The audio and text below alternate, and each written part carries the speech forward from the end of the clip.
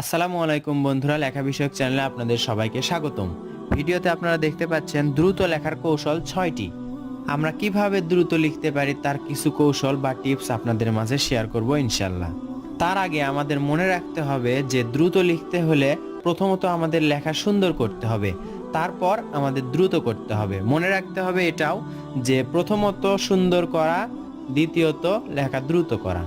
বন্ধুরা, ভিডিওর কমেন্টে অনেকেই বলে থাকেন যে আমরা যদি দ্রুত লিখতে যাই তাহলে লেখা অনেক খারাপ হয়ে যায় বা পচা হয়ে যায়। এটা কেন হয়? অস্বাভাবিক কিছুই না। আপনার হাতের লেখা যদি ফার্স্ট ক্লাস থাকে তখন আপনি দ্রুত পরীক্ষার খাতায় লিখতে যাবেন, দেখবেন আপনার হাতের লেখা সেকেন্ড ক্লাস হয়ে যাবে। আপনার হাতের লেখা যদি নিতান্তই সেকেন্ড ক্লাস থাকে তাহলে আপনার লেখা দ্রুত লিখলে হবে থার্ড ক্লাস। আর আপনার লেখা যদি থার্ড ক্লাস হয়ে থাকে তাহলে আপনার পরীক্ষার হাতের লেখা হবে জঘন্য। তাই প্রথমত আমাদের হাতের লেখা সুন্দর করেই মাঠে নামতে হবে। 1 নম্বরে আমরা লিখলাম মুখস্থ শক্তি তীব্র হওয়া। দ্রুত লেখার জন্য প্রশ্নের উত্তর মনে রাখতে হবে। লিখতে গিয়ে যদি প্রশ্নোত্তর ভুল হয়ে যায় তাহলে তাড়াতাড়ি লেখা সম্ভব হবে না। এজন্যই মনে রাখার উপর দ্রুত লেখা অনেকাংশ নির্ভর করে। দ্রুত লেখা এবং প্রশ্নোত্তর মনে রাখা কোনো একটির অভাব ঘটলেই পরীক্ষায় সম্পূর্ণ উত্তর লেখা সম্ভব হয়ে উঠবে না। দ্বিতীয়ত আমরা লিখলাম বেশি বেশি লেখা চর্চা করা। হাতের লেখা দ্রুত করার একটি অন্যতম উপায়। যে যত বেশি লিখবে তার লেখা তত দ্রুত হবে।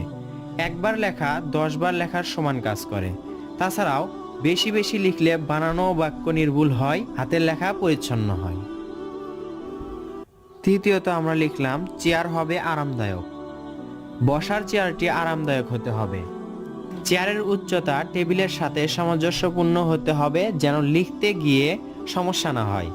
চেয়ার যদি আরামদায়ক না হয় তখন মাঝে মাঝে ওঠা বসার কাজটি করতে হবে, এর ফলে লেখার একাগ্রতা বিনষ্ট হবে।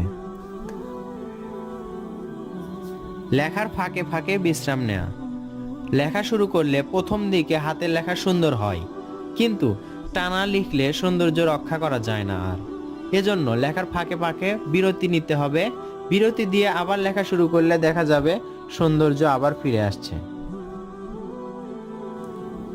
এরপর চিত্র আঁকতে শেখা। হাতের লেখা সুন্দর করার জন্য শিশুদের প্রথমে চিত্র আঁকতে শিখতে হবে, পরে অক্ষরগুলোকেও আকার ছলে লেখা যাবে। তখন হাতের লেখা সুন্দর করার পথ সুগম বা সহজ হবে। সর্বশেষে 6 নম্বরে আমরা দেখতে পাচ্ছি পূর্বের লেখার সাথে মিলিয়ে লেখা। কিছুদিন পর পর পূর্বের লেখার সাথে বর্তমান লেখার তুলনা করতে হবে, তাহলে লেখার মান বাড়ানোর জন্য সতর্ক হতে পারবে। তো বন্ধুরা, আশা করি লেখার ক্ষেত্রে আপনাদের এই 6টি কৌশল উপকারে আসবে। ধন্যবাদ সবাইকে। দেখা হবে ইনশাআল্লাহ নতুন ভিডিওতে। আসসালামু আলাইকুম।